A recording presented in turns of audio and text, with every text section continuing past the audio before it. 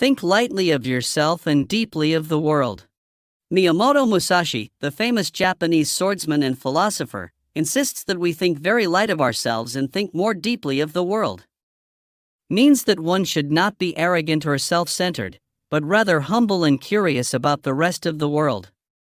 It also implies that one should not be attached to one's own opinions or preferences, but rather seek to understand and appreciate the diversity and complexity of the world.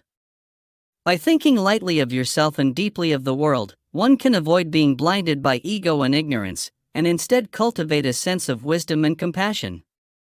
Miyamoto Musashi was lethal and humble at the same time, aware of his insignificance compared to the bigger picture, and also with a willingness to serve the greater good.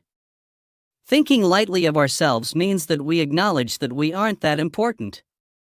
Certainly, we're inherently valuable as human beings, but the reality is that if we die tomorrow, the world obviously doesn't stop spinning.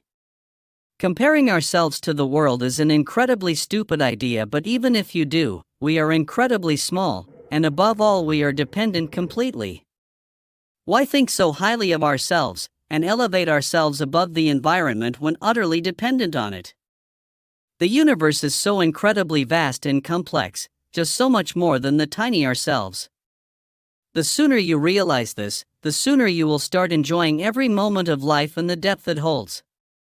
It is very important to realize that it is not a bad idea to take ourselves with a pinch of salt and reflect on how significant our lives truly are. This doesn't mean that we are moving ourselves from the equation, but that we always try to be aware of the proportions between ourselves and the environment, so that we don't inflate our self-importance and become deluded. If you found this video useful, don't forget to like, share, and subscribe. Until next time, keep learning.